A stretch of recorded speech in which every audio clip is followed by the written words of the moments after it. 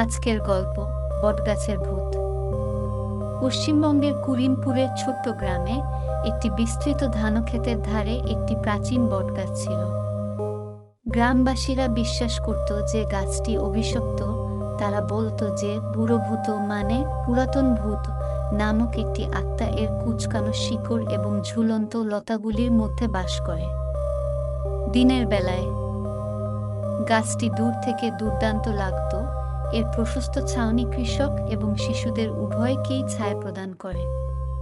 কিন্তু দিগন্তের নিচে সূর্য ডুবে যাওয়ার সাথে সাথে গাছটি ভয়ের জায়গায় রূপান্তরিত হয়।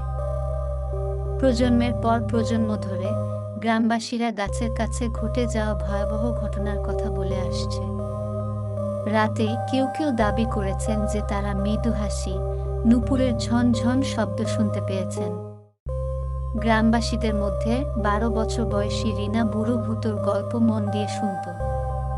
সে এক কৌতূহলী মেয়ে এবং তীক্ষ্ণ বুদ্ধি সম্পন্ন। তার বন্ধুরা গাছটিকে একেবারেই এড়িয়ে চলত না। রিনা প্রায় বড়দের থেকে শুনতেন যে ভূতটি একসময় একজন দয়ালু মানুষ ছিলেন। তারক নাম ছিল তার। অনেক দিন আগে তারক গ্রামে বাস করত এবং অসুস্থদের সেবা করত। কিন্তু কালা জাদুবিদ্যার অভিযোগে ভুলভাবে অভিযুক্ত হওয়ার পর তাকে বটগাছের সাথে বেঁধে মৃত্যুর জন্য ফেলে রাখা হয়েছিল।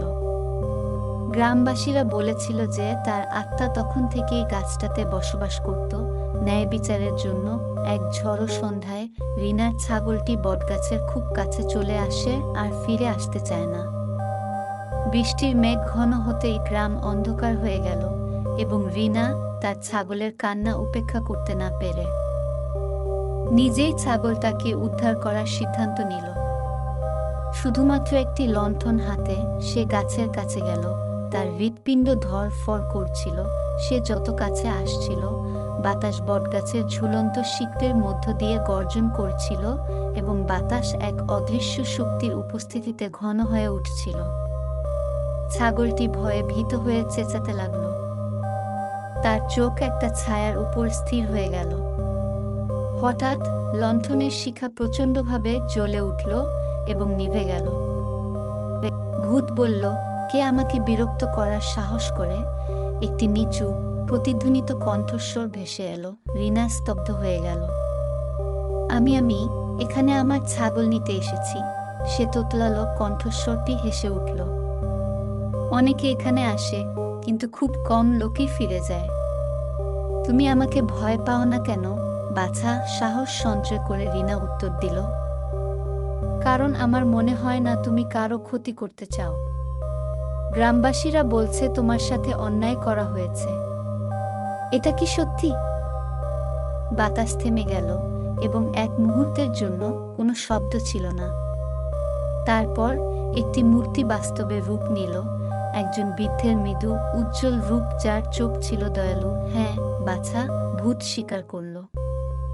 যাদের সাহায্য করেছি তারা আমার সাথে বিশ্বাসঘাতকতা করেছে। আমার সাথে করা অবিচারের কারণে আমার আত্মা এই গাছের সাথে আবদ্ধ।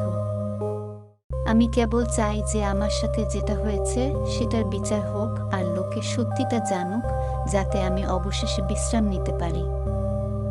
রিনা ভূতের প্রতি সহানুভূতিশীল হয়ে সাহায্য করার প্রতিশ্রুতি দিল। তিনি গ্রামে ফিরে এসে প্রবীণদের জড়ো করল। অনেকের মনে ভয় ছিল, তাও তারা তার পিছনে পিছনে গাছে কাছে গেল, যেখানে তারকের আত্মা আবার আবির্ভাব হল। তিনি তার জীবনের সত্য, বিশ্বাসঘাতকতা এবং তার দীর্ঘস্থায়ী যন্ত্রণার কথা বর্ণনা করলেন। তার কথা শুনে গ্রামবাসীরা তারকের আত্মাকে সম্মান জানানোর সিদ্ধান্ত নিল। তারা বটগাছ পরিষ্কার করার জন্য আচার অনুষ্ঠান করল এবং তার দয়া ও ত্যাগের স্মরণে একটি ছোট মন্দির তৈরি করল।